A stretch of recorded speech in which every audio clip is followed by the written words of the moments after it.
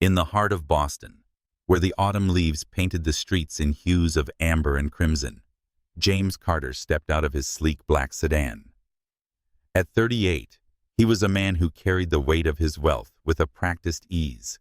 His tailored navy suit, a stark contrast to the gritty reality of the city's underbelly. A white American, with sharp blue eyes and a jawline of determination, James had built an empire through tech innovations and strategic philanthropy. His sandy blonde hair was neatly combed, though a few strands rebelled in the crisp October breeze. Today, he was visiting Hope Haven, a community center for the homeless, tucked away in a corner of the city that rarely saw men like him. The center was a modest brick building, its faded sign barely legible under years of weathering. Inside, the air smelled of coffee and cleaning supplies, a testament to the staff's efforts to maintain dignity in a place stretched thin by need. James adjusted his tie, feeling the eyes of volunteers and residents alike, tracking his every move. He was used to scrutiny, but here it felt different, less awe, more suspicion. Sophia Johnson stood at the reception desk, sorting through a stack of donation forms. An African-American woman of 30. Her presence was a quiet force, her dark eyes sharp with focus, and her braided hair pulled back in a practical bun. Her rich brown skin glowed under the fluorescent lights, though she carried the exhaustion of long hours in the slight slump of her shoulders. She wore a simple green sweater and jeans, practical yet polished, reflecting her commitment to the people she served. Sophia was the heart of Hope Haven, a social worker whose dedication had earned her the trust of everyone from the residents to the volunteers. James approached his polished shoes, clicking on the linoleum floor. "Good morning," he said, offering a smile that had closed million-dollar deals. "I'm James Carter. I'm here to meet with the director about a potential partnership." Sophia glanced up, her expression neutral but guarded. "Mr. Carter," she said, her voice steady, with a hint of southern warmth, a remnant of her childhood in Georgia. "The director's out sick today. I'm Sophia Johnson, the program coordinator. I can give you the tour, but I'll warn you it's not a photo op kind of place." Her bluntness caught him off guard, but he nodded, intrigued. "Lead the way, Ms. Johnson." As they walked through the center, Sophia pointed out the sleeping quarters, the kitchen where volunteers prepared meals, and the small classroom where residents could learn basic skills. Her passion was evident in every word her hands animated as she described the programs she'd fought to keep alive. James listened intently, his usual boardroom detachment giving way to genuine curiosity. Something about Sophia, her fire and refusal to soften her edges, made him want to know more. She said this place runs on heart, pausing by a bulletin board covered in thank you notes from former residents. "But the heart doesn't pay the bills. We're barely scraping by." James saw an opportunity. What if I could help with that? My foundation is always looking for meaningful projects. Sophia's eyes narrowed slightly, her lips pressing into a thin line. "We've had saviors come through before, Mr. Carter. They make promises, take pictures, and leave when the cameras do.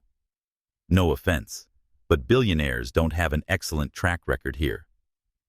The jab stung, but James kept his composure. "I'm not here for headlines, Ms. Johnson. I want to understand what you need." She studied him, her gaze piercing. "What we need is stability. Funding that doesn't dry up when the next cause gets trendy. But you'll have to forgive me if I don't hold my breath." Their tour continued, the tension between them palpable. James admired her conviction, but her distrust was a wall he wasn't used to facing as they passed a group of residents playing cards in the standard room. One wiry and graying man called out to Sophia. "You telling this guy to keep our home open?" "Soph." She flashed a warm smile. "Doing my best, Marcus." James noted the exchange, and how the residents lit up in her presence. He wanted to say something to bridge the gap, but Sophia's phone buzzed before he could. She glanced at it, her face tightening. problem?" James asked. "Budget meeting got moved up," she said curtly. "We're in the red again. If we don't find a way to cover the shortfall, Hope Haven might not make it to next spring." The weight of her words settled over them. James saw the strain in her eyes. Her shoulders squared as if bracing for a fight. "Let me come to the meeting," he said impulsively. "I can help." Sophia hesitated, then nodded. "Fine, but don't expect a warm welcome." The meeting was held in a cramped back office, the air thick with tension. The center's board, 3 overworked volunteers, and an accountant pored over spreadsheets that painted a grim picture. James sat quietly taking in the numbers, unpaid utilities, dwindling donations, and a lease payment looming like a guillotine. Sophia presented the situation calmly, which belied her frustration, her voice steady as she outlined stopgap measures. When she finished, James spoke. "I can cover the lease for the following year, no strings attached." The room fell silent. The accountant, a bespectacled woman named Claire, blinked. "That's generous, Mr. Carter. But we'd need to see a formal proposal." "Of course," James said. "I'll have my team draft one by tomorrow." Sophia's expression remained unreadable, but her eyes flicked to him, searching for a motive. After the meeting, as the others filed out, she lingered. "Why are you doing this?" she asked, her voice low. "What's in it for you?" James met her gaze. "Maybe I want to do something real. Not everything's a transaction, Sophia." She didn't respond, but the way she held his stare told him she wasn't convinced. James tried to lighten the mood as they walked back to the main hall. "I was going to ask you to dinner to discuss this further, but I'm guessing you'd say no." "You'd guess right," she said, a faint smile tugging at her lips. "I don't mix business with pleasure, Mr. Carter. Especially not with someone who could buy this building and still have change for a yacht." He chuckled, undeterred. "Fair enough. But I'm not giving up." As he left the center, James felt a spark he hadn't had in years, a challenge to win Sophia's trust and prove that he could be more than the sum of his wealth.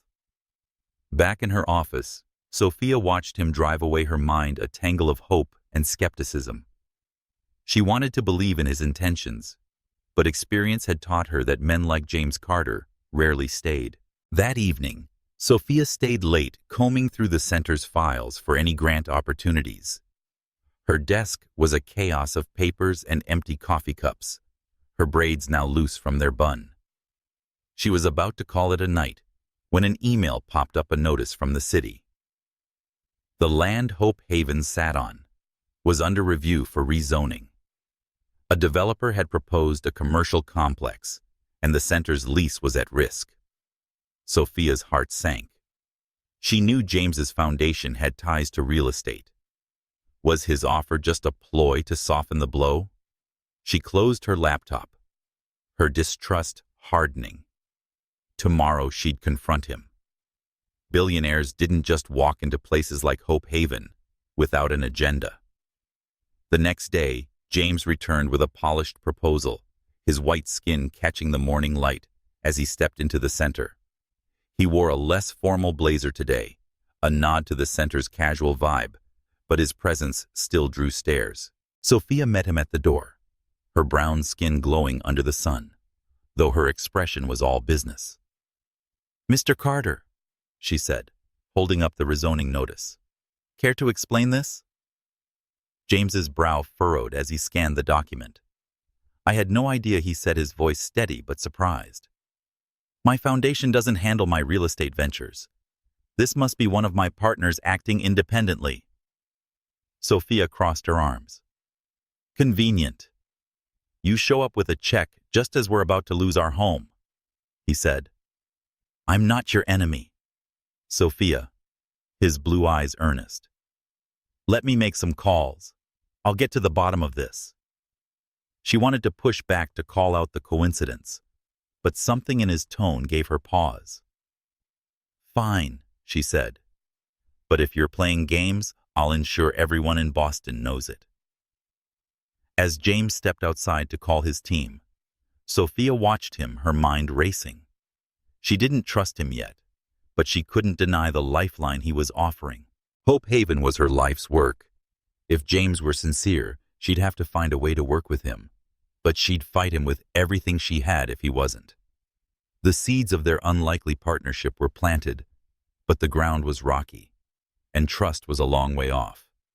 The morning sun filtered through the grimy windows of Hope Haven, casting long shadows across the linoleum floor. Sophia Johnson stood in the community center's kitchen, overseeing a group of volunteers preparing breakfast for the residents. Her green sweater was rolled up at the sleeves, her hands busy sorting trays of donated pastries. Despite the chaos of the morning rush, her movements were precise, her focus unwavering. She was in her element among the clatter of pans and the chatter of those she served. But her mind was elsewhere, replaying the rezoning notice and James Carter's too convenient offer. James arrived just as the breakfast line formed. His blazer swapped for a more casual jacket, though his polished demeanor still set him apart. He carried a sleek leather folder that screamed corporate boardrooms, and his presence drew curious glances from the residents. Sophia caught his eye and nodded toward her office, signaling him to follow. Inside the cramped room, papers were still scattered across her desk from the night before. She closed the door, shutting out the noise of the kitchen. So she began crossing her arms. "Did you make those calls?" James set the folder on her desk and opened it, revealing a neatly typed proposal. "I did. And I have something for you." He slid the document toward her. "This is a commitment of $1 million to keep Hope Haven operational for the next 3 years. It covers the lease utilities and expands your programs. No strings, no photo ops." Sophia's eyes scanned the pages, her skepticism a shield she wasn't ready to lower. The numbers were impressive, too. Impressive. "This is a lot of money, Mr. Carter. People don't just hand out millions without wanting something in return." James leaned back in the chair, his posture relaxed, but his gaze steady. "I get it. You think I'm here to polish my image. But I told you, Sophia, this isn't about headlines. I see what you're doing here. It's worth saving." She wanted to believe him, but the rezoning notice gnawed at her. She pulled it from a drawer and placed it on the desk. "Then explain this again. You say you didn't know about the commercial project, but your name is tied to the developers. Carter Enterprises has a stake in it." James's jaw tightened, but he didn't look away. "I checked with my team. One of my subsidiaries is a minority investor in the project. I wasn't briefed on the details. It's not my day-to-day. I'm having my lawyers pull us out. That land is yours, Sophia. I'll make sure of it." His words were smooth, practiced, and Sophia's instincts screamed caution. "You expect me to take your word for it? I've seen too many promises fall apart." James leaned forward, his voice low but firm. "Then let me prove it. Come to my foundation's gala this weekend. It's a fundraiser for community projects across Boston. You'll see what I'm about, and we can discuss how to protect Hope Haven." Sophia hesitated. A gala meant his world glitz power, and people who saw her work as a feel-good story rather than a lifeline. But if it meant saving the center, she'd play along. "Fine," she said. "But I'm not there to sip champagne and smile for your donors. I'm there for Hope Haven." "Understood," James said, a faint smile breaking through. "I'll send a car for you Saturday, 7 o'clock. The gala was held in a glittering ballroom downtown, all chandeliers and polished marble. Sophia felt out of place in her simple black dress, her practicality clashing with the extravagance around her. In a tailored tuxedo, James moved through the crowd with ease, shaking hands and exchanging pleasantries. He spotted her near the entrance and made his way over, his smile genuine, despite the formal setting. "Glad you came," he said, offering her a glass of sparkling water. "You look like you're ready to take on the room." "I'm here to talk business," Sophia replied, ignoring the compliment. "What's the plan for the rezoning?" Before James could answer, a woman approached her presence, commanding attention. Laura Bennett, a former associate of James's, wore a sleek red gown and a smile that didn't reach her eyes. "James, darling," she said, her tone dripping with familiarity. "And who's this?" James said. "Sophia Johnson, program coordinator at Hope Haven," his voice neutral. "Sophia, this is Laura Bennett, a former colleague." Laura's smile tightened. "Charmed. I've heard about your little shelter. Such a noble cause." Her words were polite, but the condescension was unmistakable. Sophia held her ground. "It's more than a cause. It's people's lives." Laura's eyes flicked to James, then back to Sophia. Of course, James always did have a soft spot for underdog projects. She excused herself, but not before whispering something to a nearby reporter. As the evening wore on, Sophia mingled reluctantly, focusing on pitching Hope Haven to potential donors. James stayed close, introducing her to key players, but she couldn't shake the feeling that Laura was watching them. During a quiet moment, James pulled her aside. "I'm sorry about Laura. She's complicated." Complicated, how? Sophia asked, her tone sharp. James sighed. "We worked together years ago. She didn't take it well when I cut ties. Let's say she's not a fan of my new direction." Sophia wasn't satisfied, but before she could press further, a reporter approached, notepad in hand. "Ms. Johnson, is Carter Enterprises funding Hope Haven to offset their role in the rezoning controversy fair?" The question hit like a punch. Sophia's eyes snapped to James, who looked as blindsided as she felt.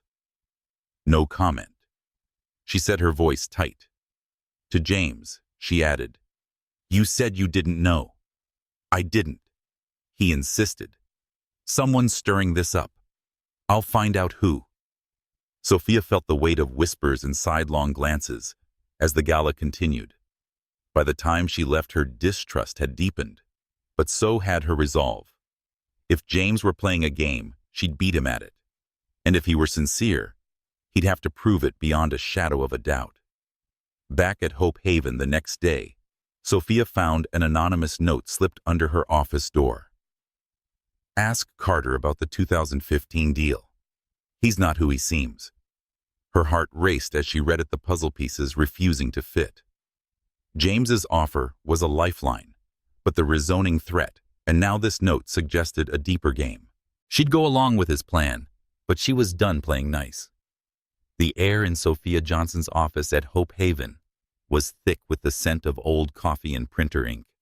Papers cluttered her desk, a chaotic map of budgets, grant applications, and the rezoning notice that had upended her week.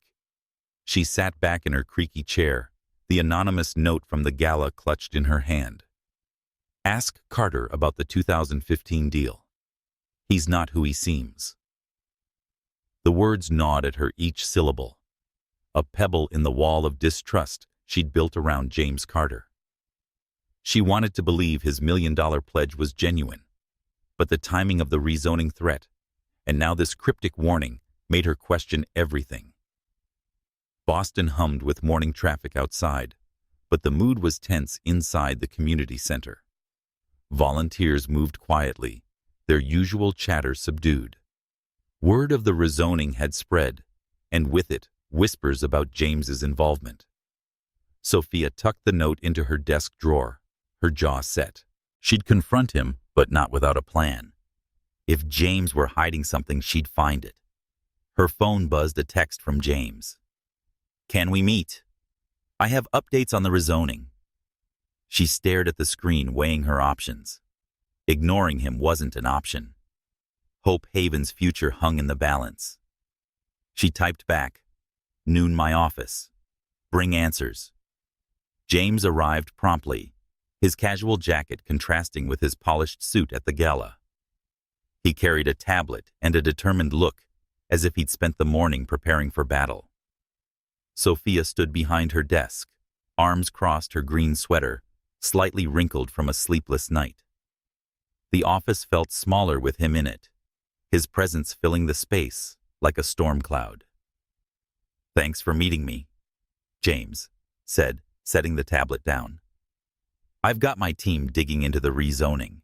It's a mess, but we're pulling our investment from the project." "I meant what I said. This land stays with Hope Haven." Sophia's eyes narrowed. "That's a start, but I got a note last night. Someone told me to ask you about a 2015 deal. Care to explain?" James's expression flickered surprise, then something darker, like a memory he'd rather forget. He recovered quickly, but not before Sophia caught it. 2015. He said, his voice steady. "That could mean a lot of things. I was closing deals left and right back then. Can I see the note?" "It's anonymous," she said, not budging. "No signature, no details. Just a warning that you're not who you seem." "So what happened in 2015? "James." He hesitated, his fingers tapping the edge of her desk. "Look, 2015 was a rough year. I was young and aggressive and built Carter Enterprises from the ground up. I made mistakes, deals that didn't pan out, partners I trusted who shouldn't have been. But nothing I did was malicious. If someone's digging up old dirt, they're trying to undermine me. And you." Sophia leaned forward, her voice low. "Undermine us, or just you? Because right now I'm the one whose center is on the chopping block." James met her gaze unflinching. "I get why you're wary. But I'm not your enemy, Sophia. Come to my office tomorrow. I'll show you everything. Financials, contracts, whatever you need to see. I'm playing straight." She wanted to push back to demand answers now, but his offer was a chance to dig deeper. "Fine," she said. "But if I find one lie, we're done." The next day, Sophia stepped into the glass and steel tower of Carter Enterprises, a world away from Hope Haven's worn linoleum. The receptionist ushered her to the top floor, where James's office overlooked Boston's skyline. He greeted her with a cautious smile, gesturing to a conference table covered in files and a laptop displaying spreadsheets. "Everything's here," he said. "My company's investments past and present. The rezoning project was a side deal through a subsidiary I don't directly oversee. I've already started the process to divest." Sophia scanned the documents, her years of navigating nonprofit budgets, giving her a sharp eye for discrepancies. The numbers checked out, but the anonymous note lingered in her mind. And 2015 she pressed. James sighed, pulling up an old report. There was a real estate deal that went south. A partner cut corners, and I didn't catch it in time. A small charity got caught in the fallout and lost funding when the project collapsed. I've spent years making up for it, but some people don't forgive. Sophia studied him, searching for a crack in his story. His openness was disarming, but she wasn't ready to trust. Who would send that note then? Someone with a grudge. "Probably," he said. "I've made enemies, Laura Bennett for one. She's got a knack for stirring trouble." The mention of Laura sent a chill through Sophia. The woman's sharp smile at the gala had felt like a warning. Before she could respond, James's assistant knocked, holding a phone. "Mr. Carter, there's a call from the city planning office. They need you now." James excused himself, leaving Sophia with the files. She flipped through them, her unease growing. The 2015 deal was messy, but nothing tied it directly to Hope Haven. As she waited, her phone pinged with a news alert. Billionaire James Carter's charity pledge. Questioned amid rezoning scandal. The article cited an unnamed source, claiming James's donation was a PR stunt to mask his role in the commercial project. Sophia's stomach churned. She forwarded the article to James, adding a single word: "Explain." He returned minutes later, his face grim as he read her message. "This is nonsense," he said. "Someone's leaking lies to the press. I'll have my team trace it. Trace it fast," Sophia snapped. "Because right now, it looks like you're playing me." The article spread like wildfire. By evening, Hope Haven was buzzing with tension. Volunteers whispered in corners, and residents asked Sophia if they'd lose their home. She reassured them, her voice steady, despite the storm inside her. She hesitated when James called, offering to send his PR team to manage the fallout. Accepting help felt like handing him control, but the center's reputation was at stake. "Fine," she said over the phone. "But they work under me. This is my fight." "Deal," James replied. "And Sophia, I'm not giving up on this. Or you." His words lingered as she hung up, a mix of frustration and curiosity stirring. She didn't trust him entirely, but his persistence was starting to chip away at her defenses. That night she stayed late drafting a statement to counter the article. The anonymous note, the rezoning the media hit, it all felt coordinated. Someone wanted Hope Haven to fail, and James was either their target or their tool. The next morning, a stranger approached Sophia outside the center. He was wiry, nervous, and claimed to be a former Carter Enterprises employee. "You're Sophia, right?" he said, glancing around. "I sent the note. Check the 2015 deal. Carter buried a scandal to save his name. He'll do it again." Before she could ask more, he slipped into the crowd. Sophia's heart raced. She needed answers, and James's open book act wasn't enough. She'd dig into 2015 herself, even if it meant crossing lines. Hope Haven was worth it. The fallout from the news article hit Hope Haven like a tidal wave. By midweek, Sophia Johnson was fielding calls from donors pulling their support, their voices heavy with doubt. Volunteers, once a tight-knit crew, now whispered behind her back, questioning her judgment in aligning with James Carter. The community center's standard room, usually alive with laughter, felt like a held breath, every resident waiting for the axe to fall. Sophia moved through it all with a calm. She didn't feel her green sweater now, a uniform of resilience, as she reassured everyone that Hope Haven would survive. She taped the anonymous note to her desk in her office, a constant reminder to stay sharp. The former employee's words, "Carter buried a scandal," echoed in her mind. She'd spent the night scouring online archives, piecing together what she could about 2015. The charity James mentioned had been a small literacy program, but it went bankrupt when a Carter Enterprises deal collapsed. Details were scarce, but the pattern was familiar. Influential people skating free, while others paid the price. Still, nothing directly implicated James in malice. She needed more. James arrived at Hope Haven that afternoon, flanked by 2 PR specialists in crisp suits. He looked tired, his usual polish dulled by sleeplessness. "Sophia," he said, his voice low, "my team's here to help. They've drafted a press release and we're tracking the leak. Laura Bennett's behind it." Sophia nodded to the specialists who set up laptops in the corner. "They answer to me," she reminded him, her tone firm. "And I'm not signing off on anything until I know what's true," Fair James said. He handed her a USB drive. "This has every document from the 2015 deal, contracts, emails, audits. I'm an open book." She took the drive, her fingers brushing his for a moment. His earnestness was disarming, but she pushed the feeling aside. "I'll look at it. But if the press comes for us again, we're done playing defense." The PR team worked fast, crafting a statement, emphasizing Hope Haven's mission and James's commitment to saving it. Sophia edited heavily, stripping away corporate jargon to keep her voice at the center. They released it to local outlets by evening, but the damage was done. Social media buzzed with accusations, some calling James a fraud, others questioning Sophia's integrity for accepting his help. At the center, the mood grew heavier. Claire, the accountant, pulled Sophia aside. "People are talking," she said. "They think you're too close to Carter. It's making us look weak." Sophia's chest tightened. "I'm doing this for the center, Claire. If we don't take his money, we're done." "I know," Claire said, softening. "Just be careful." Not everyone's rooting for you.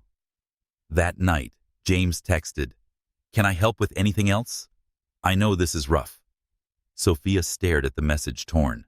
She didn't want to rely on him, but isolation was a luxury she couldn't afford. She replied, "Come by tomorrow. We're serving meals. See what we're fighting for." The next morning, James arrived at Hope Haven in jeans and a plain shirt, a far cry from his usual attire. The kitchen was a flurry of activity volunteers chopping vegetables and stirring pots of soup. Sophia handed him an apron, her expression unreadable. "You're on serving duty," she said. "No special treatment."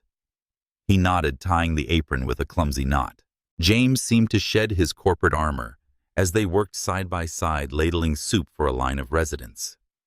He listened to their stories, a veteran who'd lost his home, a mother starting over, his face softening with each one. Sophia watched him, her guard still up but wavering. During a lull, they sat at a folding table sharing a thermos of coffee. James stared into his cup, his voice quiet. "I was homeless for a year as a kid. My mom and I lived in shelters, cars wherever we could. I built all this." He gestured vaguely, meaning his empire, never to feel helpless again. "But people look at me now and see a suit, not a person." Sophia's breath caught. His vulnerability was unexpected, a crack in the facade she'd assumed was all there was. "Why tell me this now?" she asked. "Because you think I'm here for clout," he said. "I'm not. You are fighting for these people, reminding me why I started giving back. I just don't want to be seen as the guy who takes more than he gives." For the first time, Sophia saw the man behind the wealth, not a savior or villain, but someone wrestling with his own ghosts. She didn't trust him entirely, but felt a shift, a willingness to listen. The moment was cut short by another news alert: Carter's past haunts, Hope Haven deal. This time, the article mentioned the 2015 charity collapse, quoting an unnamed source who claimed James had deliberately shifted funds to save his company's reputation. Sophia's phone buzzed with texts from volunteers, some accusing her of selling out. She showed James the article, her voice cold. "This is getting worse.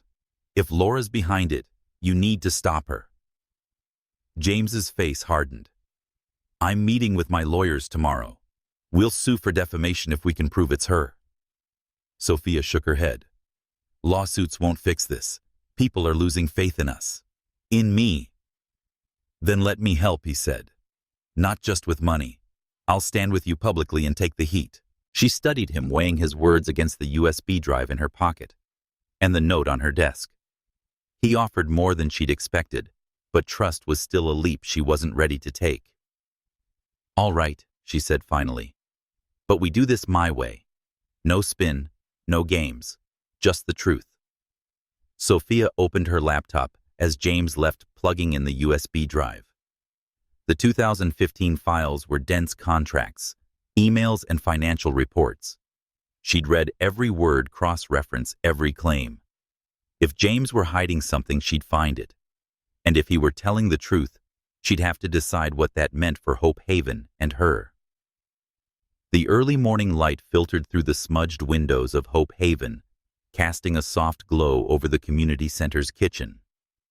Sophia Johnson stood at the counter, her green sweater sleeves rolled up as she organized trays of donated bread and fruit for the day's meal service. The air smelled of brewing coffee and fresh dough, a comforting routine amidst the storm of doubt swirling around her. The latest news article accusing James Carter of using Hope Haven as a PR stunt had left the staff divided and the residents uneasy. Sophia's inbox was flooded with donor questions, and the anonymous note, "Ask Carter about the 2015 deal," still sat taped to her desk, a silent challenge. James arrived just as the breakfast rush began, his usual polished look replaced by a plain gray hoodie and jeans. He carried a box of pastries from a local bakery, a small gesture that drew curious glances from volunteers. Sophia raised an eyebrow, but said nothing, pointing him toward the serving line. She said, "You're on fruit duty today," handing him a pair of gloves. "Don't slow us down." He nodded, a faint smile tugging at his lips. Wouldn't dream of it. The morning unfolded in a rhythm of clinking trays and murmured thanks. James moved with surprising ease, slicing apples and passing out oranges, his interactions with the residents genuine, if a bit awkward. Sophia watched him from the corner of her eye, noting how he listened to a woman named Rosa talk about her job search. His head tilted with quiet attention. It was a side of him she hadn't expected. Not the billionaire, but a man trying to fit into her world. As the line dwindled, Sophia called a break. She and James sat at a folding table in the corner, sharing a thermos of coffee. The room buzzed with volunteers cleaning up, but it was just them for a moment. Sophia sipped her coffee, her guard still up, but softened by exhaustion. "You didn't have to come today," she said. "Your PR team's already spinning the story." James set his cup down, his fingers tracing the rim. "I'm not here for PR. I meant what I said. I want to help. Not just with money, but here, where it matters." She studied him, searching for the catch. The USB drive of 2015 files was still on her desk. Half read its contents, dense, but not incriminating yet. "Why does this matter to you?" she asked. "You could write a check and walk away. Why get your hands dirty?" He leaned back, his gaze distant. "My mom and I didn't always have a place to sleep when I was a kid. Shelters like this were our lifeline, but people looked at us like we were nothing. I built everything I have to escape that feeling. But sometimes—" He paused, his voice low. "Sometimes, I'm scared they're right, that I'm just a fraud in a nice suit." The confession hung between them, raw and unguarded. Sophia's breath caught her own memories, stirring nights spent worrying about her family, the weight of being the one who had to make it. She'd always seen James as untouchable, but now she glimpsed the cracks beneath his confidence. She admitted, "You're not the only one," who scared, her voice softer than she intended. "I've poured everything into this place. If it fails, I don't know who I am." James met her eyes, a flicker of understanding passing between them. "Then let's make sure it doesn't fail." Sophia felt a shift for the first time. Not trust, not yet, but a willingness to see him as more than a headline.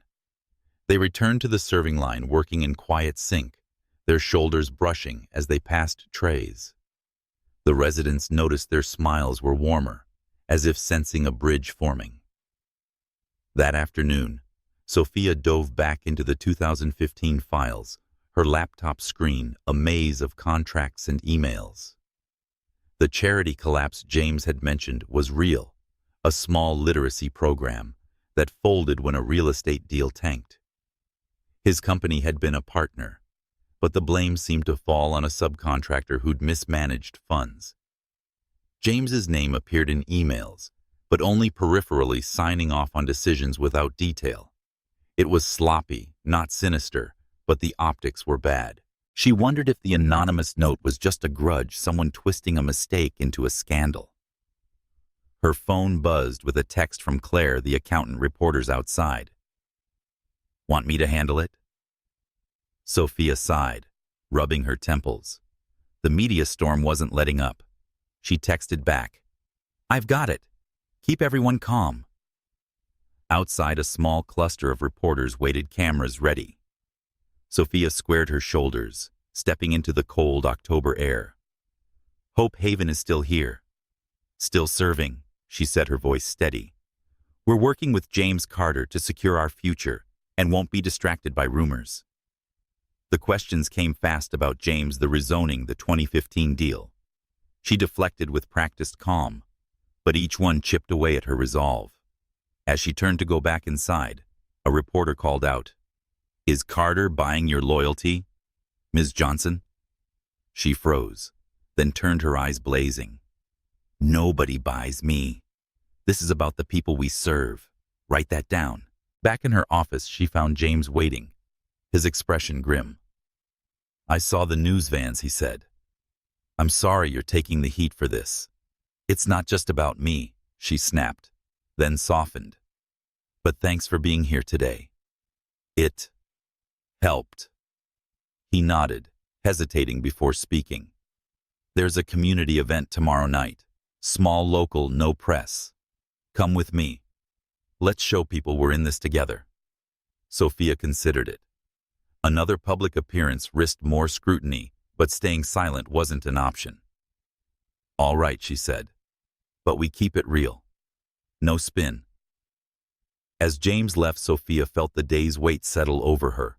The files, the note, and the reporters were all a puzzle she couldn't solve yet. But for the first time, she wondered if James might be an ally, not just a liability.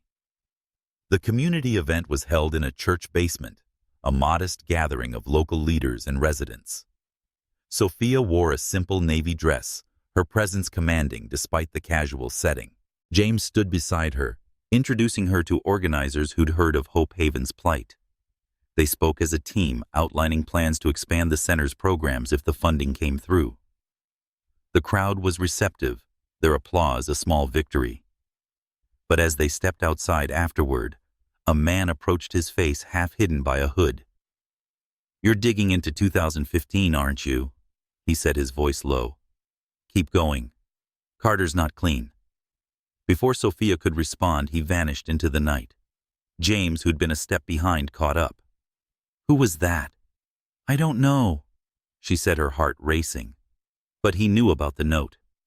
James's face darkened. "This is getting out of hand. I'm doubling down on finding who's behind this." Sophia nodded, but her mind was elsewhere. The man's words echoed the note, and the pieces started forming a picture, one she wasn't sure she wanted to see. The chill of late October settled over Boston, the city's streets lined with fallen leaves and the promise of winter. Inside, Hope Haven. Sophia Johnson was a whirlwind of focus, her desk a fortress of papers and coffee cups. The anonymous note and the stranger's warning had lit a fire under her. She'd spent nights cross-referencing the 2015 files, chasing leads on the rezoning threat, and dodging reporters who lingered outside the center like vultures.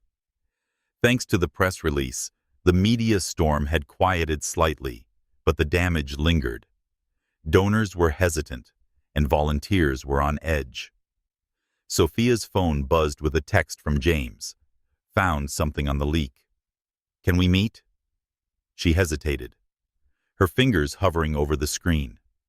Every interaction with James pulled her deeper into his world, and she wasn't sure she could afford the cost. But Hope Haven's future was at stake, so she replied, "My office, 2 p.m. James arrived with a folder and a grim expression, his casual jacket swapped for a sharper blazer, as if bracing for a fight. "I had my team dig into the media hits," he said, sitting across from her. "The articles trace back to a PR firm tied to Laura Bennett. She's been feeding them dirt, some true, some twisted." Sophia's jaw tightened at Laura's name. The woman's sharp smile from the gala was burned into her memory, a warning she hadn't heeded soon enough. "What's her endgame?" she asked. "Why target Hope Haven?" "It's not just you," James said. "It's me.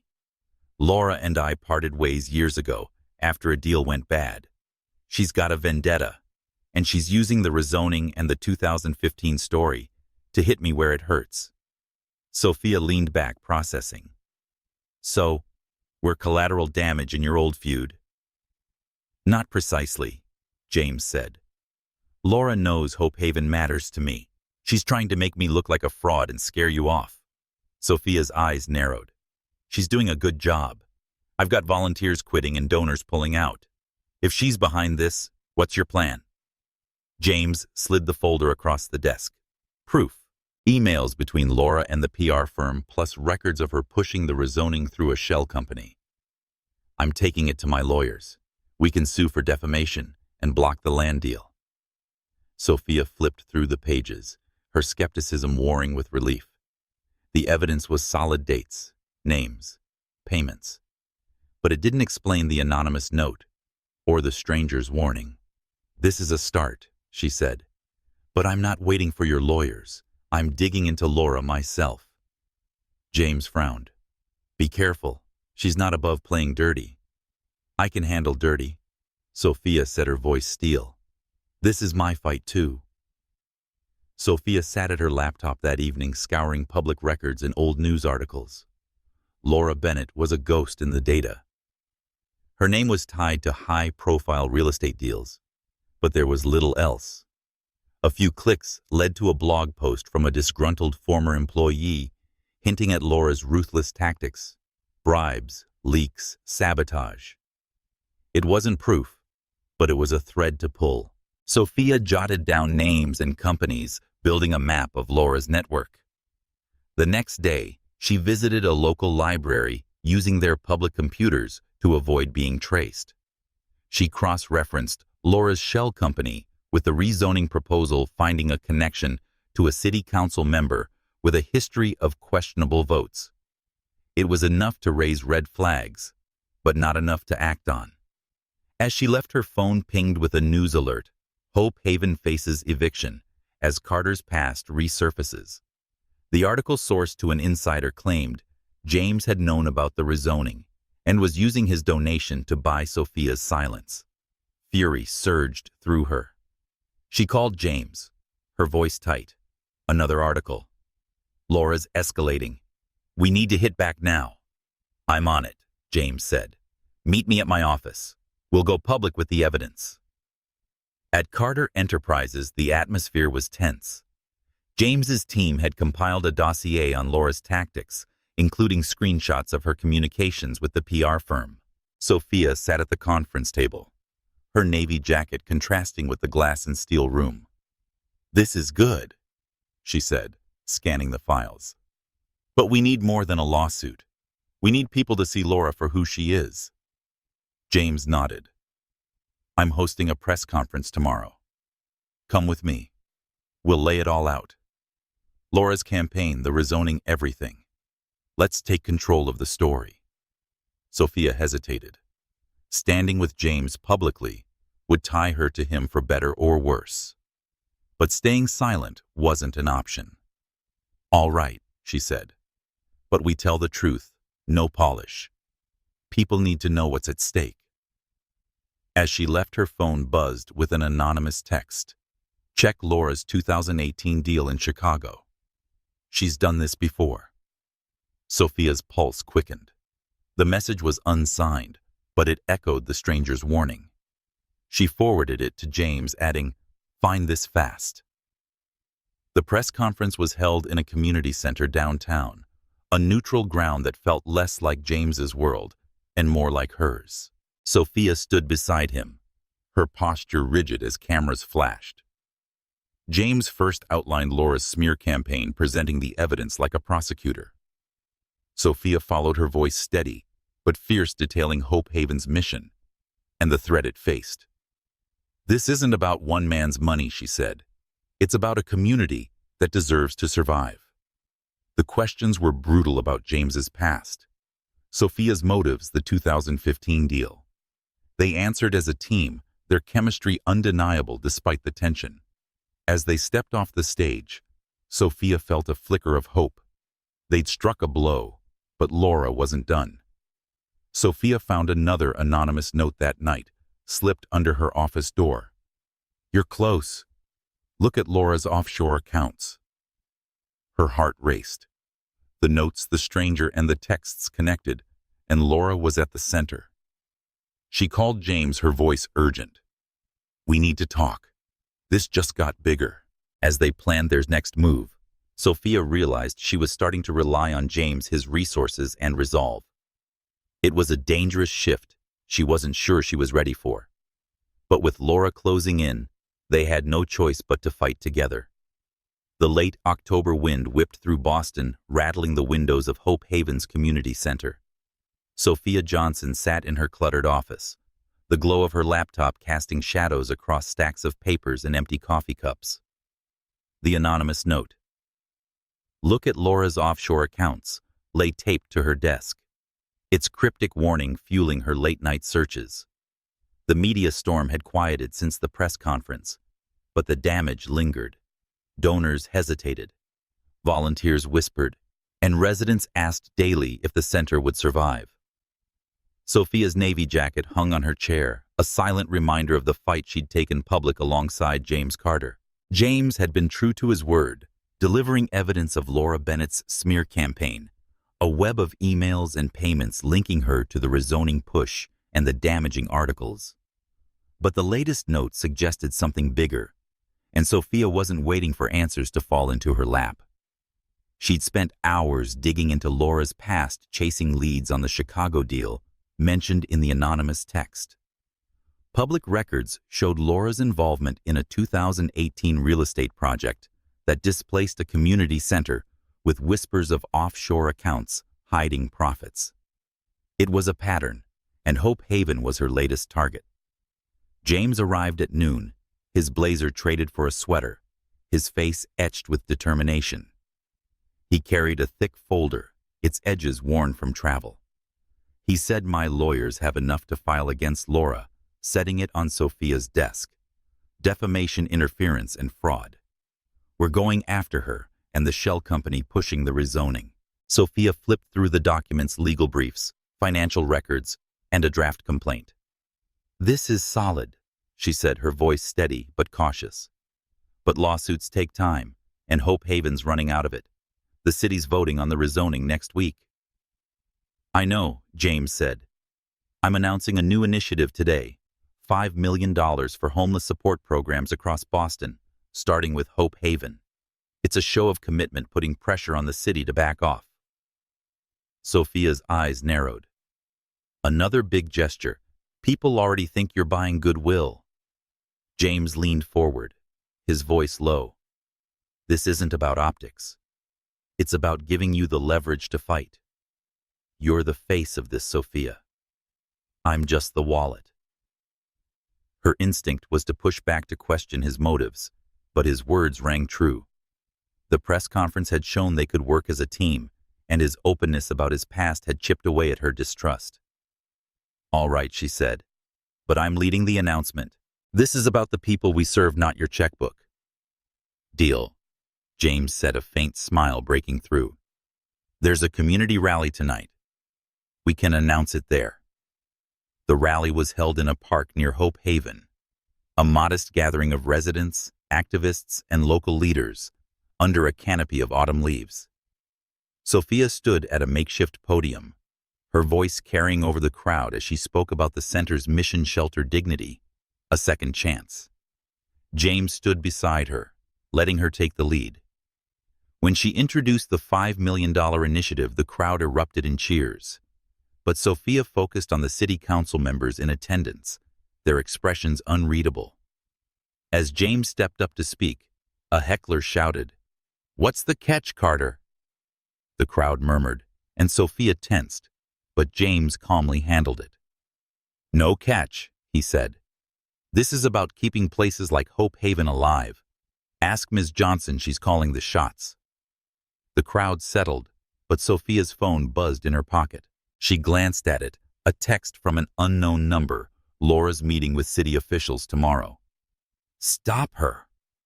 Her pulse quickened. She showed James the text as they left the stage, her voice low. "This is getting dangerous. Whoever's sending these knows too much." James's jaw tightened. "I'll have my team track the number. But we need to move fast. If Laura's lobbying the council, she's not slowing down." The next day, Sophia met with a contact at City Hall, a clerk who owed her a favor. Over coffee in a crowded cafe, the clerk confirmed Laura had been seen with a council member tied to the rezoning vote. "She's pushing hard," the clerk said. "Word is, she's got dirt on half the council. They're scared to cross her." Sophia's mind raced. Laura wasn't just a rival, but a predator, using power and secrets to bend the city to her will. Back at Hope Haven, Sophia shared the intel with James, who was poring over legal filings. "We need to go public with her offshore accounts," she said. "If we can prove she's hiding money, it'll discredit her." James nodded. "My team's working on it. We've got a lead on a bank in the Caymans, but it's tricky. Those accounts are locked tight.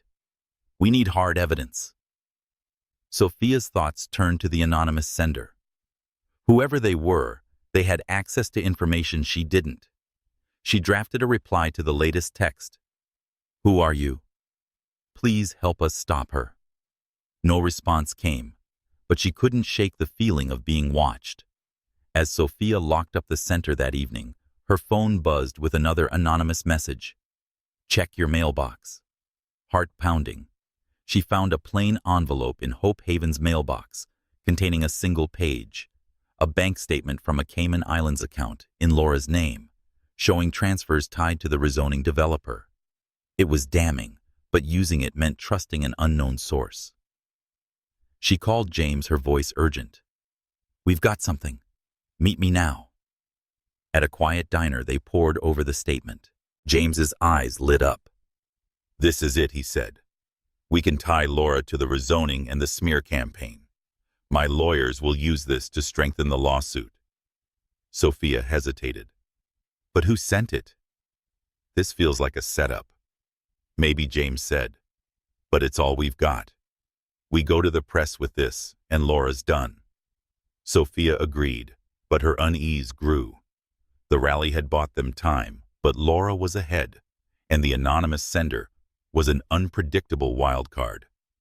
As they planned their next move, Sophia realized she was starting to rely on James, his resources and steadiness. It was a shift she hadn't expected, and it scared her as much as Laura's threats. The Boston skyline glittered against the night, but inside Hope Haven, the air was tense. Sophia Johnson sat at her desk, the Cayman Islands bank statement before her. The numbers were stark millions funneled through Laura Bennett's offshore account, tied to the developer pushing the rezoning of Hope Haven's land. It was the break they needed, but the anonymous sender's involvement made Sophia's skin crawl. Who was feeding her this information, and why? The note, the texts, the stranger at the rally, were pieces of a puzzle she couldn't yet solve. James Carter arrived at the center just after dusk, his sweater rumpled from a day of meetings with lawyers. He carried a laptop and a stack of printouts, his expression a mix of resolve and exhaustion. He said, "We've got the press ready to run the story setting up at Sophia's desk, the bank statement plus Laura's emails to the PR firm. It's enough to bury her." Sophia nodded, her navy jacket draped over her chair as she leaned over the documents. "We need to be careful," she said. "If this backfires, it's not just you taking the hit. Hope Haven's already on shaky ground." James met her gaze, his voice steady. "I know. That's why we're doing this together. You call the shots on how we frame it." Her instinct was to keep him at arm's length, but his willingness to defer to her was disarming. They drafted a press release careful to focus on Laura's actions without sensationalizing Hope Haven's role. Their hands brushed over the keyboard as they worked a fleeting moment that sent a jolt through Sophia. She pulled back, focusing on the screen, but the air between them had shifted. The press release hit the next morning, and Boston's news cycle exploded. Headlines screamed of Laura's offshore accounts and her campaign to discredit James and Hope Haven. Social media buzzed with outrage, and the city council postponed the rezoning vote, citing new information. Sophia fielded calls from reporters, her voice calm but firm as she defended the center's mission. James's team handled the legal front, filing an expanded lawsuit against Laura for fraud and extortion. But the victory was short-lived. Sophia found another anonymous note taped to her office door that afternoon. "You're over your head. Watch your back." Her heart raced as she scanned the empty hallway. She called James, who arrived within the hour, his face grim as he read the note. "This isn't just Laura anymore," he said. "Someone else is pulling strings." Sophia's mind flashed to the stranger at the rally, the texts, the bank statement. "We need to find out who's sending these," she said. "They know too much." James nodded. "I've got a private investigator looking into the texts. But until we know more, you need to be careful." Sophia bristled. "I'm not hiding. This is my fight." "I know," James said, softer now. But you're not alone in it. That night, Sophia stayed late at Hope Haven, combing through public records on Laura's Chicago deal. She found a pattern: displaced nonprofits, hidden funds, and a trail of silenced critics. As she cross-referenced names, a noise outside her office startled her, a crash like glass breaking. She grabbed her phone, dialing James as she crept toward the door. "Someone's here," she whispered when he answered. "I heard something." "Stay put," James said. "I'm 5 minutes away." Sophia's pulse pounded as she peered into the darkened hallway. The center was empty, the residents in their bunks, the volunteers gone. Another crash came from the kitchen, followed by footsteps. She grabbed a heavy stapler, her only weapon, from her desk and opened the door. The kitchen was a mess. Broken dishes scattered across the floor, a window smashed. A figure in a dark hoodie was rifling through a cabinet, oblivious to her presence. "Hey, Sophia!" shouted, her voice sharper than she felt. The figure spun, face obscured, and bolted for the broken window. Sophia gave chase, her adrenaline spiking, but a hand grabbed her arm, pulling her back. It was James, his eyes wide with alarm. "Don't," he said. "It's not safe." The figure vanished into the night, leaving Sophia angry and afraid. James checked the window, pulled her into the office, and locked the door. "You okay?" he asked, his hands on her shoulders. She nodded, catching her breath. They were looking for something. This wasn't random. James's face hardened. "Laura's desperate. She's sending people to scare you." Sophia's eyes met his, and the walls between them crumbled at that moment. His concern, his presence. It wasn't just an obligation. She felt it, and so did he. Without thinking, she stepped closer, her hand resting on his arm. "Thank you," she said, her voice barely above a whisper. James's hand lingered on her shoulder, his gaze softening. "I'm not letting anything happen to you, Sophia." The air crackled, the danger outside sharpening the moment. Neither moved, caught in the gravity of their shared fight. Sophia's heart raced, not from fear now, but from something more profound, a connection she hadn't expected. She stepped back, breaking the moment.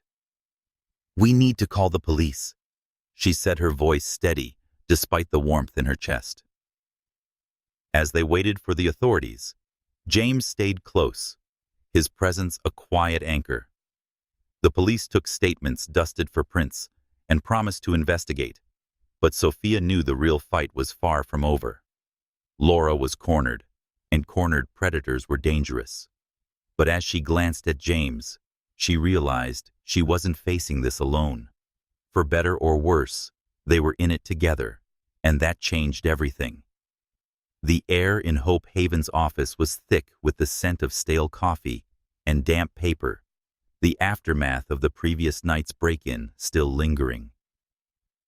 Sophia Johnson sat at her cluttered desk, her navy jacket slung over the chair, her fingers tracing the edges of the latest anonymous note. "You're over your head. Watch your back." The broken glass in the kitchen had been swept up, the window boarded, but the violation clung to the walls. Sophia's laptop glowed with open tabs, public records, news archives, and the Cayman Islands bank statement, tying Laura Bennett to the rezoning scheme. The police had found no prints, no leads, but Sophia wasn't waiting for them to solve this. She was done being a target. James Carter arrived just after sunrise. His sweater rumpled, his eyes shadowed from a sleepless night. He carried a thermos of coffee and a stack of legal documents, his presence a quiet anchor in the chaos. "The police report's a dead end," he said, setting the thermos on her desk. "But my investigator tracked the anonymous texts to a burner phone. No name, but it's linked to a coffee shop near Laura's office." Sophia's jaw tightened. She's covering her tracks, but she's not invisible. That bank statement is our best shot. We need to verify it before we go public again. James nodded, pouring coffee into 2 mugs. "My team's working on it. But there's something else." He hesitated, his fingers tightening around his mug. You asked about 2015. I owe you the whole story. Sophia leaned back, her guard up, but curious. The anonymous notes had pointed to 2015, and while the files James shared showed a messy but not malicious deal, she sensed he was holding something back. I'm listening, she said, her voice steady. James took a deep breath, his gaze fixed on the desk. Back then, I built Carter Enterprises, chasing every deal I could. I partnered with a developer on a real estate project, a strip mall. It was supposed to fund a small charity, a literacy program for low-income kids. I trusted the developer to handle the details, but they cut corners and siphoned funds. When the project tanked, the charity lost everything. I didn't know until it was too late. Sophia's eyes narrowed. You signed off on the deal. How did you miss that I was careless? He admitted, his voice raw. I was so focused on the big picture growth profits that I didn't dig into the numbers. When it fell apart, I tried to fix it, paid out of pocket to cover some of the charity's losses. But the damage was done. They folded, and I've carried that guilt ever since. The confession hung between them, heavy and unpolished. Sophia studied him, searching for a lie, but his eyes held only regret. Why didn't you tell me this up front? She asked. You let me think you were just sloppy. James met her gaze. Because I was ashamed. I built my name on being the guy who gets it right, but that mistake cost people their hope. I didn't want you to see me as just another suit who screws up and walks away. Sophia's chest tightened. His words echoed her fears, failing the people who depended on her, losing Hope Haven to forces she couldn't control. I get it, she said finally. But no more secrets, James. If we're doing this, I need the truth, all of it. He nodded, a flicker of relief in his expression. You have my word. From now on, complete transparency. She held his stare, weighing his promise. Trust was still a leap, but his vulnerability had cracked her defenses. All right, she said. Let's focus on Laura. If we can prove the bank statement, we can end this. That afternoon, Sophia met with a contact from a local nonprofit network, a tech-savvy volunteer who'd helped her track down records before. She shared the bank statement over coffee in a crowded downtown cafe, keeping Laura's name out of it. Can you verify this? She asked, sliding a redacted copy across the table. The volunteer, a wiry man named Eli, scanned the document. Offshore accounts are tricky, but I have a friend specializing in financial forensics. Please give me a couple of days. Sophia nodded, her mind racing. If the statement held up, it would tie Laura to illegal funds and sink her credibility. But the anonymous sender worried her. Why help, and at what cost? Back at Hope Haven, she found James waiting, his laptop open to a draft press release. He said, we're ready to go public once we confirm the account. But we need to be strategic. Laura's got friends in high places. Sophia's phone buzzed, a text from the anonymous number. Laura's meeting the developer tonight. 8 p.m., Harborview Hotel. Her pulse quickened. She showed James, who frowned. This feels like a trap. Maybe, Sophia said. But if we can catch her in the act, it's over. Against James's protests, Sophia decided to go. I'm not sitting this out, she said. You can come or stay, but I'm done waiting. The Harborview Hotel was a sleek, glass-fronted building overlooking the waterfront. Sophia and James arrived separately, blending into the lobby's crowd. She wore a dark coat, her hair tucked under a scarf, while James kept his head down, his hoodie, a stark contrast to the hotel's polished guests. They found a corner table in the bar, eyes on the entrance. At 8:05, Laura swept in her red dress, a bold statement. She met a man in a suit. Sophia recognized him from City Hall photos, and he was a developer tied to the rezoning. They spoke in hushed tones, unaware of the phone Sophia held discreetly recording audio. The conversation was muffled, but words like payment and council vote cut through.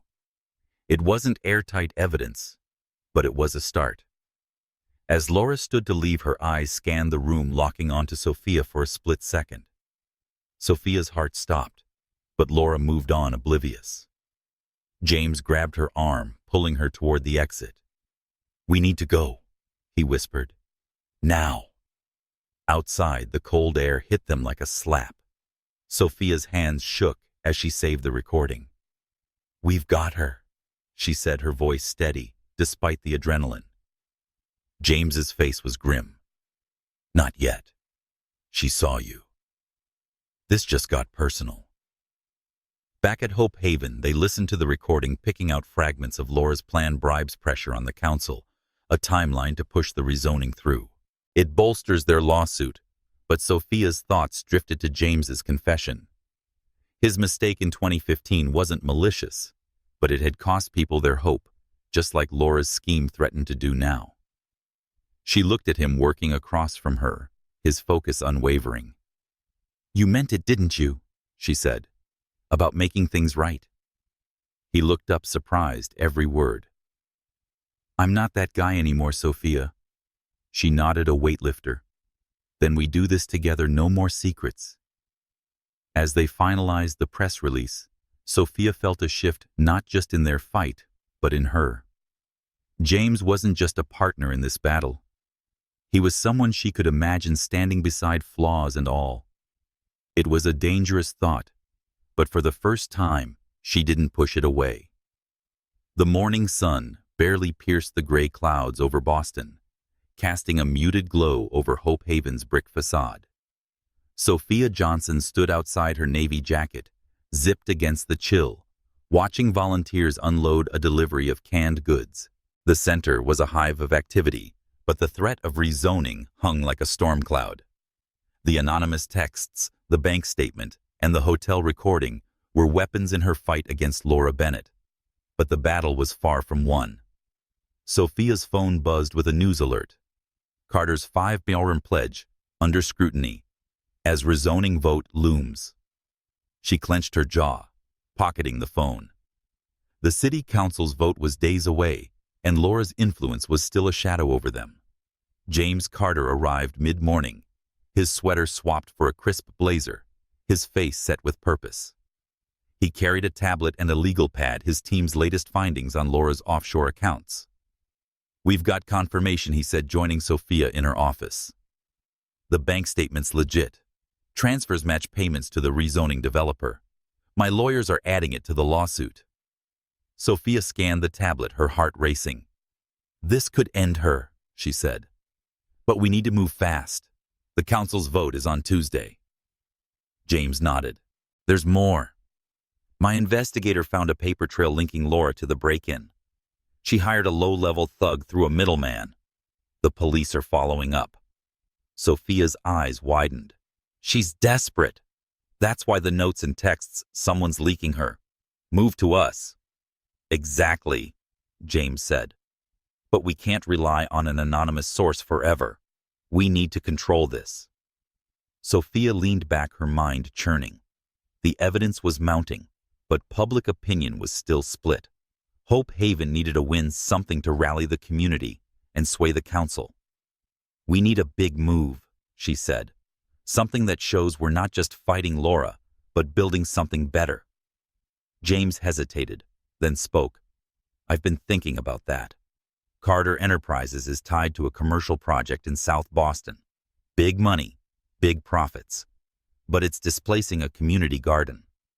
If I pull out, it sends a signal. I'm serious about places like Hope Haven. It'll cost me, but it protects your land." Sophia stared at him, the weight of his offer sinking in. "You'd give up a deal like that? For us?" "For you," he said, his voice soft but firm. "And for what this place means. I told you I'm not that guy from 2015. Let me prove it."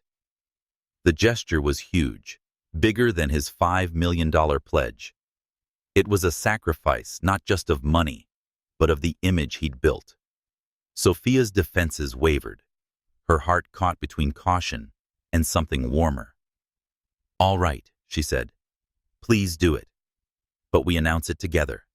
This is our fight." That afternoon, James's team drafted a statement announcing his withdrawal from the South Boston project, framing it as a commitment to community-driven development. Sophia insisted on adding Hope Haven's vision, a network of support centers across Boston, starting with their own. They scheduled a press event the next day, a public stand to counter Laura's narrative. As they worked, Sophia invited James to her apartment for dinner, a rare moment of pause. Her place was small, cozy, filled with books and photos of her family. She cooked a simple pasta dish, the kind her mother used to make, and they sat at her tiny kitchen table, the tension of the past weeks easing. "This is nice," James said, twirling spaghetti on his fork. "No reporters, no lawsuits, just us." Sophia smiled, her guard lowering. "Please don't get used to it. We've got a war to win." He laughed, then grew serious. "I know. But I need to ask, why do you fight so hard for Hope Haven? You could do anything, Sophia." She set her fork down, her voice quiet. "This place saved me when I was younger. My family struggled, and places like this gave us a lifeline. I want to give that back and build something bigger, a network where no one falls through the cracks." James's eyes softened. "That's why I'm here. Your dream. It's worth fighting for." The moment stretched their shared purpose, pulling them closer. Sophia felt the shift, a connection deeper than their partnership. She didn't trust it entirely, but didn't push it away either. The press event was held outside Hope Haven, and the boarded-up window was a stark reminder of the stakes. Sophia spoke first, her voice carrying over the small crowd of reporters and residents. "Hope Haven isn't just a building," she said. "It's a promise.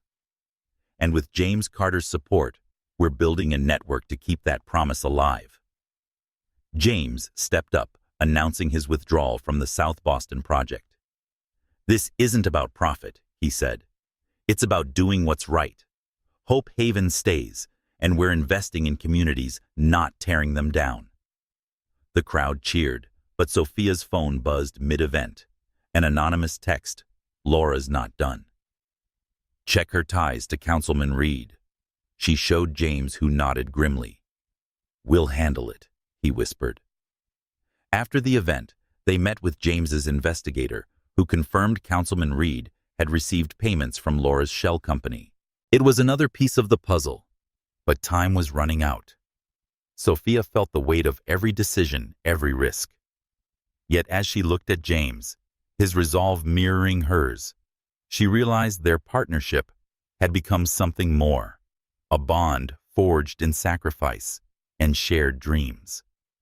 As they left the center, Sophia's hand brushed James's, a fleeting touch that felt like a promise. They were closer to stopping Laura, but the fight was far from over, and the anonymous sender's shadow loomed larger than ever. The Boston morning was crisp, the late October air, carrying a bite that seeped through the walls of Hope Haven. Sophia Johnson stood in the community center's office, her navy jacket draped over a chair, her desk, a battlefield of papers, legal documents, and empty coffee cups. The latest anonymous text, "Laura's not done. Check her ties to Councilman Reed," burned in her mind, a warning that time was running out. The City Council's vote on the rezoning of Hope Haven's land was tomorrow, and despite the mounting evidence against Laura Bennett, Sophia knew one wrong move could cost them everything. James Carter arrived just after dawn, his sweater rumpled from late-night strategy sessions, a tablet tucked under his arm. His presence had become a constant in the center, a shift Sophia still grappled with. The press event announcing his withdrawal from the South Boston project had swayed some public opinion, but Laura's influence lingered like a shadow. James said my investigator confirmed the payments to Reed, setting the tablet on her desk. 3 transfers from Laura's offshore account timed with key council votes. It's enough to discredit him. Sophia scanned the tablet, her pulse quickening.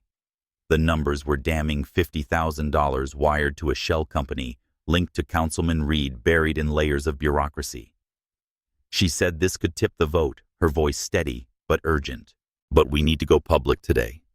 No delays. James nodded. My lawyers are drafting a statement for the press. We'll tie Laura's accounts to Reed and demand a federal investigation. But we must be careful. Laura's cornered, and she'll hit back hard. Sophia's thoughts flicked to the anonymous sender. The texts, the notes, and the bank statement had been one step ahead of Laura, but their motives were unclear. Whoever's leaking this knows her playbook, she said. I don't trust them, but we can't ignore this. James's jaw tightened. Agreed. My team's still tracing the burner phone. We'll find them. Sophia leaned back, her fingers tapping the desk. We don't have time to wait. Let's call a press conference for noon. We lay it all out. Laura Reed, the offshore accounts. Everything. The press conference was held in a community hall, downtown, a neutral space, packed with reporters, activists, and curious residents. Sophia stood at the podium, her voice clear and commanding, as she outlined Laura's campaign to undermine Hope Haven. She said this isn't just about one center, her eyes scanning the crowd. It's about who controls our communities. Laura Bennett and her allies think they can buy our future. We're here to say they can't. James followed, presenting the evidence, precisely bank statements, emails, and a timeline linking Laura to the rezoning and Reed's votes. Carter Enterprises is cooperating fully with authorities, he said. We're calling for a federal probe into these transactions. Hope Haven stays, and so does the truth. The questions came fast, some skeptical, others accusing. A reporter asked Sophia, Are you sure Carter's not using you to clean his image? She met the reporter's gaze, unflinching. I don't trust anyone unquestioningly. But James Carter's actions, his funding, his sacrifice speak louder than rumors. We're fighting for the same thing, a city that puts people first. As they stepped off the stage, the crowd's murmurs followed them. Sophia's phone buzzed with another anonymous text. Good move. Laura's at the council building now. Stop her. Her heart raced. She showed James, who frowned. She's making a final play, he said. We need to get there. The city council building was a hive of activity staff, bustling as the rezoning vote loomed. Sophia and James arrived just as Laura's sleek car pulled up. She stepped out, her red dress, a bold contrast to the gray stone building, her expression calm but strained. Sophia's stomach twisted. She'd seen that look before, the calm of someone with a plan.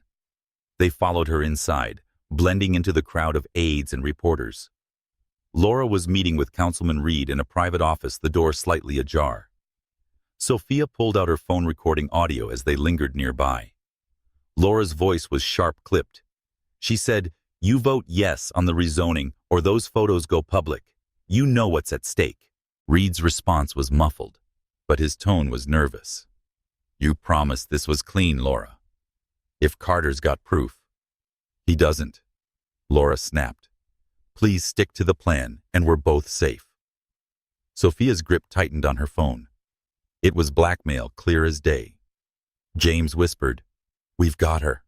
Let's get this to the press. They slipped out, forwarding the recording to James's team and a trusted reporter. By evening, the story broke. Councilman Reed implicated in bribery scandal with developer ally. The article included the audio, anonymized but unmistakable. Social media erupted, and the council announced an emergency session to review the rezoning vote.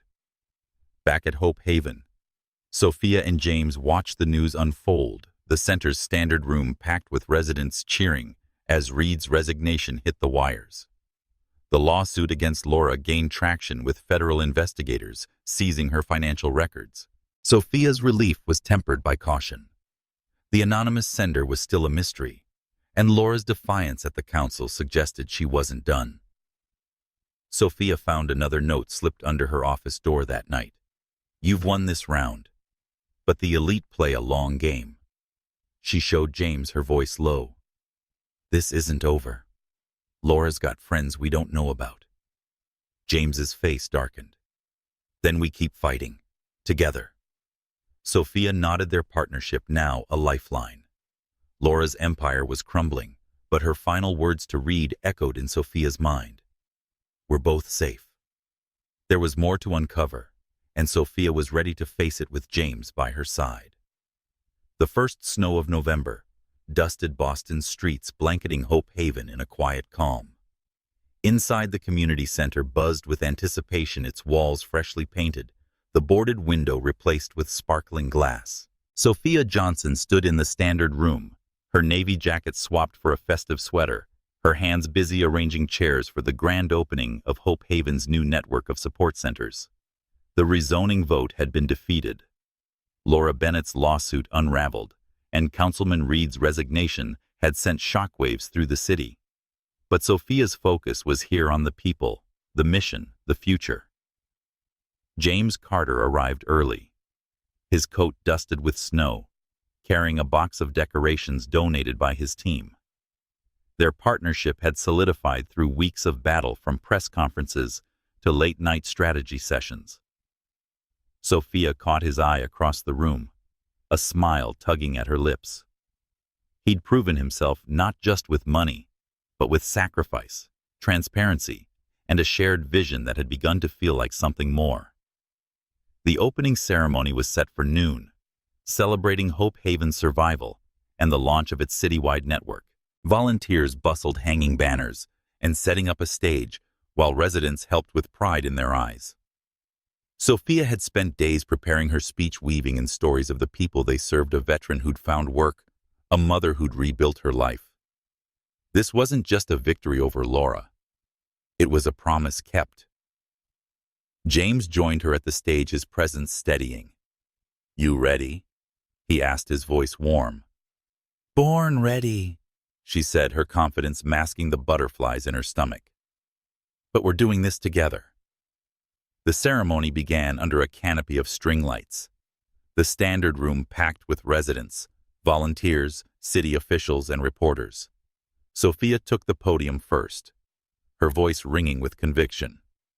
"Hope Haven isn't just a place," she said. "It's a bridge to opportunity, to dignity, to hope. Today we're launching a network to bring that bridge to every corner of Boston, thanks to James Carter's and this community's support." The crowd cheered, and Sophia stepped aside for James. He spoke briefly, his words heartfelt but straightforward. "This isn't my victory," he said. "It's yours." Sophia's the staff's, the residents'. I'm just honored to be part of it." As the applause faded, James paused, his eyes finding Sophia's. "There's one more thing," he said, his voice softening.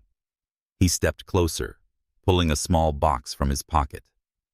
The crowd hushed as he knelt, opening it to reveal a simple, elegant ring. "Sophia Johnson, you've shown me what it means to fight for something real. Will you marry me and build this future together?" Sophia's breath caught her heart pounding. The room seemed to vanish, leaving only James, his sincerity, his flaws, the man who'd stood by her through every battle. She nodded, her voice barely a whisper. "Yes." The crowd erupted, cheers echoing off the walls. Sophia laughed, tears in her eyes, as James slid the ring onto her finger. They embraced the moment, raw and unguarded, a promise of love and shared purpose. As the ceremony continued, a man stood at the back of the room, his face weathered but proud. He approached Sophia during the reception, his voice steady. "I'm Daniel," he said. "Used to work for Laura Bennett years ago. I sent you those notes." Sophia's eyes widened as James stepped closer. "Why?" she asked. "Why help us?" Daniel's gaze was steady. "Laura ruined me when I spoke out against her in Chicago. Lost my job, my savings. I couldn't stay quiet when I heard she was targeting Hope Haven. You gave me a chance to make things right." Sophia's chest tightened. "You took a risk." "Thank you." Daniel nodded, glancing at James. "You're not perfect, Carter, but you're trying. That's more than most." As Daniel walked away, Sophia and James exchanged a look, their hands brushing. The truth had come full circle. Laura's defeat. Daniel's redemption. Their own unlikely bond. The network's launch was a triumph, but Daniel's story and countless others gave it meaning. The ceremony ended with music and laughter, residents sharing stories of hope. Sophia and James stood outside, snow falling softly around them. "We did it," she said, her voice soft but fierce. "Not just saved Hope Haven, but built something bigger." James squeezed her hand. "And we're just getting started." The city stretched before them, a canvas of challenges and possibilities. Laura's shadow might linger, her connections to the elite, a lingering threat, but Sophia and James were ready. Their love and mission were a bridge that would carry them and Boston toward a brighter future.